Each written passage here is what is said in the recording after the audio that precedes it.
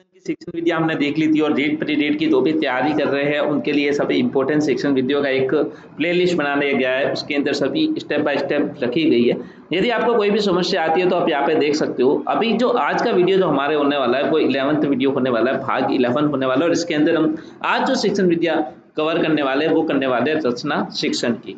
देखिए, रचना शिक्षण की जब शिक्षण विधियों की हम बात करेंगे तो सबसे पहले आपको ये पता होना चाहिए कि रचना शिक्षण की जो शिक्षण विद्या होती है वो सर्वाधिक किस में प्रयोग की जाती है, तो ये सभी जो है वो प्राथमिक शिक्षण में ही यूज की जाती है। तो एक क्वेश्चन आपके लिए ये जरूर कवर होगा कि रचना शिक्षण की सभी प्रमुख विधियां जो आपको मैं बताऊंगा यहाँ पे, वो सभी ही आपके प्राथमिक शिक्षण के लिए उपयुक्त है।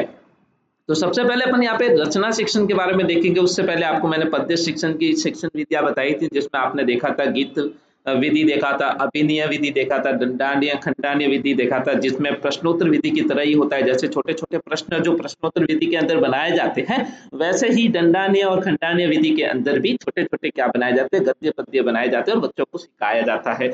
तो इस तरीके से हमने यहाँ पे समीक्षा विधि और वगैरह ये सभी विधियां देखी थी जो पद्य शिक्षण की हुई थी।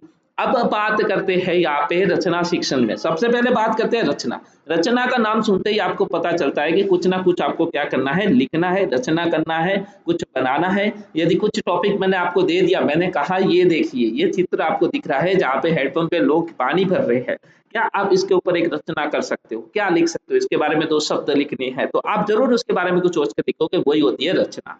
तो इसी सेक्शन के अंदर हम देखते हैं रचना शिक्षण।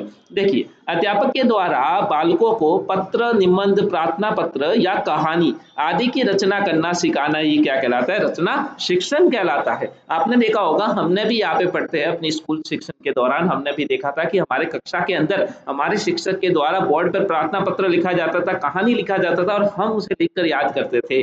यही क्या होती थी, रचना शिक्षण होता था, जिसमें विधि अलग थी। विधि जैसे अनुकरण विधि हो गई है, हम अनुकरण कर रहे हैं, शिक्षक क्या कर रहा है, प्रार्थना पत्र लिख रहा है बोर्ड के ऊपर और हम उसका अनुकरण करते हुए उसका रचना करते जा रहे हैं। तो रचना शिक्षण, उम्मीद है दोस्तों आपको क्लियर हुआ होगा कि अध्यापक के द्वारा बालकों को क्या लिखा जाता था, पत्र, निबंध, प्रार्थना पत्र, कहानी आदि, ये सभी क्या है, रचना करना, और यही हमें रचना करना सिखाता है और यही है रचना शिक्षण। बात करते हैं रचना शिक्षण के उद्देश्य क्या हो सकते हैं। तो देखिए, उद्देश्य बहुत ही साधारण है और बहुत ही आसानी से हमें पता चल जाता है कि उद्देश्य क्या होना चाहिए। तो आपको पता है कि बालक को ऐसा जरूर तैयार करना चाहिए कि बालक अपने खुद के शब्दों में अभिव्यक्त कर सके, कि कोई भी टॉपिक उसको दे दिया तो वह कुछ लिख सके। यही है रचना शिक्षण का उद्देश्य। जैसे बालक को इस प्रकार तैयार करना कि वह लिख कर अपने विचार क्या कर सके, अभिव्यक्त कर सके, बयां कर सके। यानी कि बालक को ऐसा तैयार करना है आपको कि कल को यदि कोई टॉपिक आपको दे दे, उस बालक के सामने रख के दे दिया, चित्र ला के दे दिया कि अब इस पे कोई विचार व्यक्त करो, तो वो क्या करेगा। तो इतना तैयार जरूर होना चाहिए। यही रचना शिक्षण के अंदर बताया गया है, उद्देश्य बताया गया कि बालक को ऐसा तैयार करना है, इस प्रकार तैयार करना है कि कल को यदि कोई टॉपिक ला के दे दिया तो वह अपने विचार उस पर क्या कर सके, अभिव्यक्त कर सके। और बालक में क्या होना चाहिए, भाषाई कौशलों का क्रमबद्ध विकास हो सके, और भाषाई कौशल भी उसके अंदर क्या हो, बड़े क्रमबद्ध तरीके से क्या हो, विकास हो सके।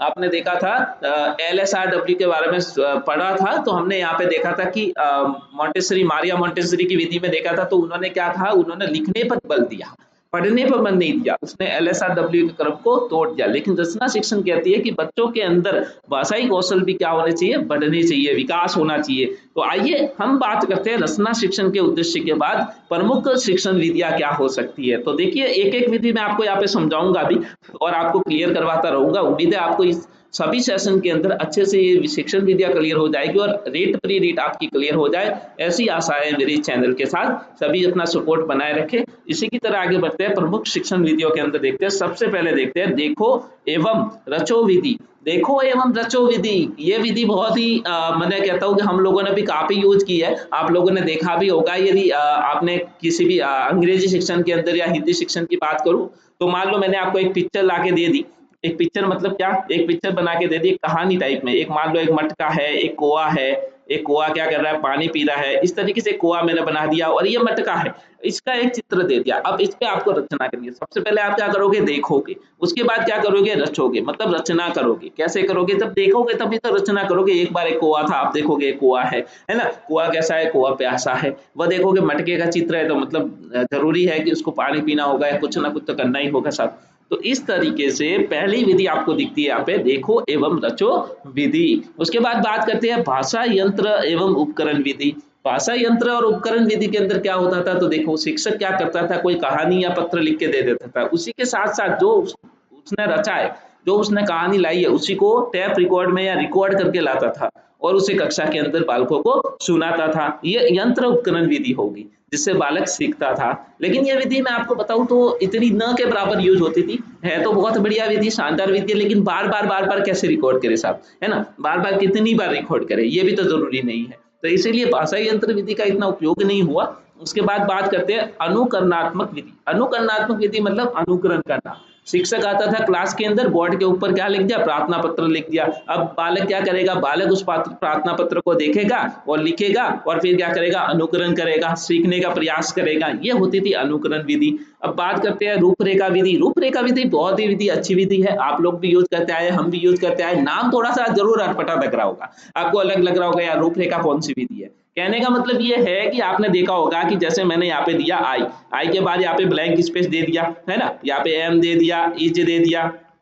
अब इस बॉक्स में से इसके अंदर कुछ भी पढ़ना, ये होती है रूपरेखा विधि। खाली स्थान आ गया और उसके देखकर अपनी रचना करना, रूपरेखा के हिसाब से पढ़ना। आप रचना कैसे करोगे, सही वर्ड को सही स्थान पे भरना। आपने रिक्त स्थानों की पूर्ति के बारे में पढ़ा होगा, तो ये सभी रूपरेखा के अंदर आते हैं और यही रूपरेखा विधि होती थी। तो उम्मीद है आपको प्रमुख शिक्षण विधियां बताई जो सभी प्राथमिक स्तर के लिए उपयुक्त है। सभी विधियां जो है प्राथमिक स्तर की विधियां है, ये आपको ध्यान रखना है। सबसे पहले आपने विधि देखी देखो एवं रचो विधि, फिर आपने देखी भाषा यंत्र उपकरण विधि, फिर आपने देखी अनुकरणात्मक विधि, और फिर आपने देखी रूपरेखा विधि।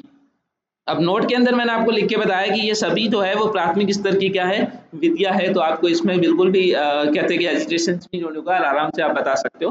तो सभी हमारी यहाँ पे प्राथमिक स्तर की विद्या होने वाली है। एक एक विधि को बताता हूँ। जैसे देखिए, सबसे पहले मैंने आपको बता देखो एवं रचो विधि, मतलब यहाँ पे एक पिक्चर दे दिया। इस पिक्चर में क्या दिख रहा है, एक कछुआ है। देखिए कछुआ को लेकर कौन जा रहे हैं, दो बतख लेके जा रहे हैं। तो आप लोगों ने इस कहानी को जरूर पढ़ा होगा और उम्मीद है आपको याद भी होगा, एक हंस के बारे में। बिल्कुल, तो यहाँ पे देख सकते हो, ये गांव वाले ऊपर देख रहे हैं, ऊपर देख रहे हैं मतलब हंस रहे हैं। तो कुआं किया से देखता है और फिर नीचे की जाता है। तो ये कहानी आपने पढ़ी होगी ना साहब। तो यही कहानी इस चित्र के अंदर दी हुई है, इसको देखकर आप क्या रचना कर सकते हो, यही होती है देखो एवं रचो विधि। तो कहने का मतलब ये है कि देखकर रचना करना। चार्ट कहानी आदि बच्चों को क्या करते थे, दिखा देते हैं, और बच्चे फिर क्या करते हैं, रचना करते हैं। कहानी लिख सकते हैं, प्रार्थना पत्र लिख सकते हैं, यार कोई भी। जैसे मान लो आप अपनी गली के अंदर पढ़ रहे हो, बहुत जोर से पढ़ रहे हो, अच्छी तैयारी कर रहे हो, प्री डेट की तैयारी कर रहे हो, और पास में शादी और डीजे बहुत जोर जोर से बढ़ा रहा है। अभी शादी तो 10 दिन है, उससे पहले ही डीजे धड़ाधड़ धड़ाधड़ बज रहा है, तो आप डिस्टर्ब बहुत ज्यादा हो रहे हो। तो आप क्या करोगे, प्रार्थना पत्र लिखोगे अपने आसपास के एरिया के अंदर।